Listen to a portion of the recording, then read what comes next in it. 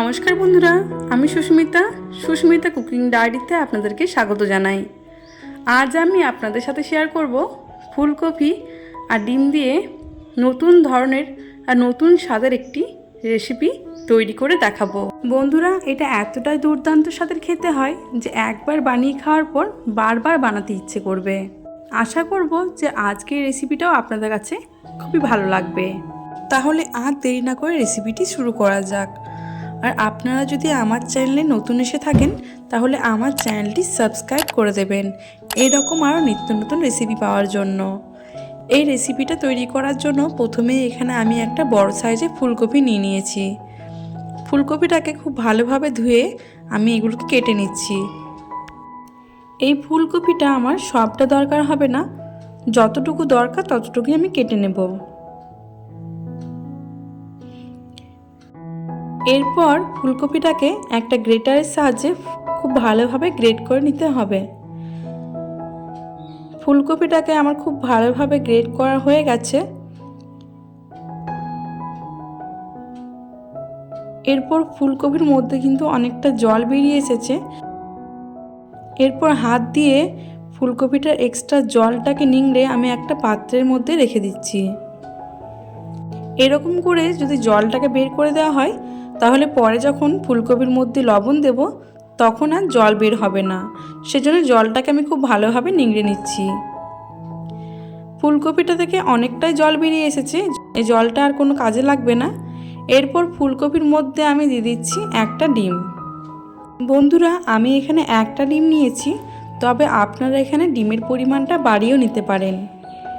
ডিমটা ভেঙে আমার দিয়ে দেওয়া হয়ে গেল। এবার আমি এর মধ্যে দিয়ে দেব বড় সাইজের একটা পেঁয়াজ কুচি। পেঁয়াজটাকে আমি লম্বা লম্বা করে কেটে নিয়েছি। এরপর আমি এর মধ্যে দিয়ে দিচ্ছি লঙ্কা কুচি। আমি এখানে 6 থেকে 7টা কাঁচা লঙ্কা কুচি করে নিয়েছি। ঝালটা আপনাদের স্বাদ অনুযায়ী ব্যবহার করবেন। এবার আমি দিয়ে দেবো এখানে ধনেপাতা কুচি। এবার আমি দিয়ে দেবো এখানে বেসন। আমি যে চামচটা ব্যবহার করছি সেই চামচেরই 2 চামচ বেসন আমি দিয়ে দিচ্ছি। বেসনের ভাগটা কিন্তু বন্ধুরা আপনারা কম করে দেওয়ার চেষ্টা করবেন, তাহলে এই রেসিপিটা খুবই ভালো লাগবে খেতে। এবার আমি দিয়ে দিচ্ছি এখানে হলুদ গুঁড়ো, হাফ টিস্পুনের মতো দিয়ে দিলাম জিরে গুঁড়ো, হাফ টিস্পুনের মতো দিয়ে দিচ্ছি এখানে ধনে গুঁড়ো, হাফ টিস্পুনের মতো দিয়ে দিচ্ছি এখানে লঙ্কা গুঁড়ো। তবে লঙ্কা গুঁড়োটা আপনারা ঝাল বুঝে ব্যবহার করবেন।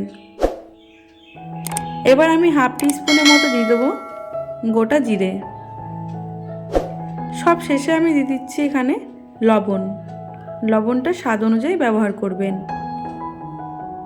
সব কিছু আমার দিয়ে দেওয়া হয়ে গেল। এরপর হাতের সাহায্যে খুব ভালোভাবে এটাকে আমি মিশিয়ে নেব। এর মধ্যে কিন্তু কোনো রকম জল আমি ব্যবহার করিনি। বন্ধুরা, আপনারা যদি আমার চ্যানেলে নতুন এসে থাকেন তাহলে আমার চ্যানেলটি সাবস্ক্রাইব করে দেবেন, আর ভিডিওটা ভালো লাগলে একটা লাইক করে দেবেন, আর কমেন্ট করে জানাবেন যে আপনাদের রেসিপিটা কেমন লাগলো।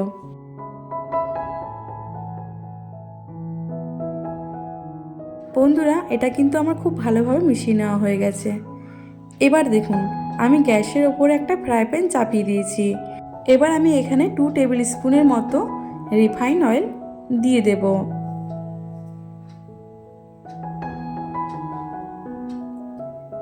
এখন প্যানটাকে খুব ভালোভাবে আমি গরম করে নেব। এরপর যে ফুলকপির মিশ্রণটা আমি তৈরি করে রেখেছিলাম সেটা হাতের মধ্যে নিয়ে ফ্রাই প্যানের মধ্যে আমি দিয়ে দিচ্ছি।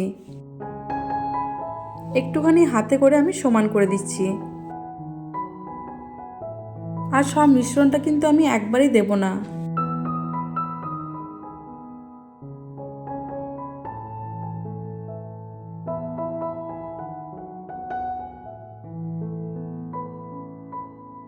যাতে করে এই ফুলকপির বড়াগুলো খুব ভালোভাবে সেদ্ধ হয়ে যায়, গ্যাসের ফ্লেমটা মিডিয়াম টু লোতে রেখে ঢাকা দিয়ে আমি 2 মিনিটের মতো একটা সাইড ভেজে নেব।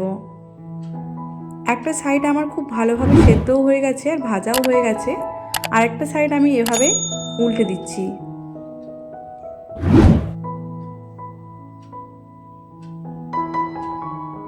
উল্টে দিয়ে আমি আরেকটা সাইড এভাবেই আরও 2 মিনিটের মতো ঢাকা দিয়ে ভেজে নেব।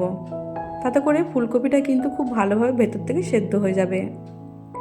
এখন বড়াগুলো আমার একদম ভাজা কমপ্লিট হয়ে গেছে। খুব ভালোভাবে কিন্তু ভেতর থেকে ফুলকপিটা সেদ্ধ হয়ে গেছে। এরপর এগুলোকে আমি তুলে রেখে দেবো একটা পাত্রের মধ্যে।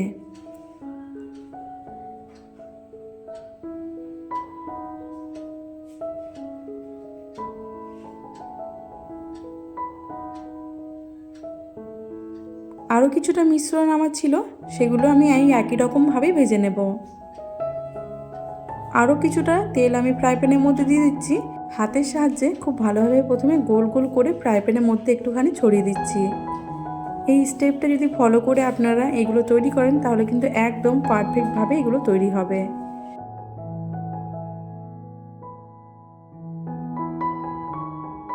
বন্ধুরা, এই ফুলকপি আর ডিমের রেসিপিটা এতটাই দুর্দান্ত স্বাদের খেতে হয় যে বাচ্চা থেকে বড় সবাই কিন্তু খেতে ভীষণ পছন্দ করবে। আমি আপনাদেরকে রিকোয়েস্ট করছি যে আপনারা একবার হলেও বাড়িতে এটা ট্রাই করবেন। খুবই দুর্দান্ত স্বাদের হয় খেতে। ফুলকপির বড়াগুলো সবগুলোই আমি এরকমভাবে লাল লাল করে ভেজে তুলে নেব। সবগুলো বড়াই কিন্তু আমার একদম একই রকমভাবে তৈরি করা হয়ে গেছে। এইগুলো এখন পরিবেশন করার জন্য একদম তৈরি হয়ে গেছে। তাহলে বন্ধুরা, দেখে নিলেন তো যে ফুলকপি আর ডিম দিয়ে একটি এত সুন্দর রেসিপি তৈরি করা যায়। আপনি যাকে যাকে রেসিপিটা খাওয়াবেন প্রত্যেকে কিন্তু আপনার প্রশংসা করবেই। এটা এতটাই দুর্দান্ত সাথে খেতে হয় আর এতটাই মুচমুচে তৈরি হয়। তাহলে বন্ধুরা, আজকের রেসিপিটা যদি ভালো লাগে তাহলে অবশ্যই একটা লাইক করে দেবেন আর কমেন্ট করে জানাবেন যে আপনাদের রেসিপিটা কেমন লাগলো। আর যতটা পারবেন ততটা শেয়ার করে দেবেন। আর এখনও পর্যন্ত যদি আমার চ্যানেলটি সাবস্ক্রাইব না করে থাকেন তাহলে এরকম আরও নিত্য নতুন রেসিপি পাওয়ার জন্য আপনারা আমার চ্যানেলটি সাবস্ক্রাইব করে দেবেন। তাহলে বন্ধুরা, আজ আসি, দেখা হবে অন্য কোনো দিন অন্য কোনো এক রেসিপির সাথে। আপনারা সবাই সুস্থ থাকবেন, ভালো থাকবেন। ধন্যবাদ।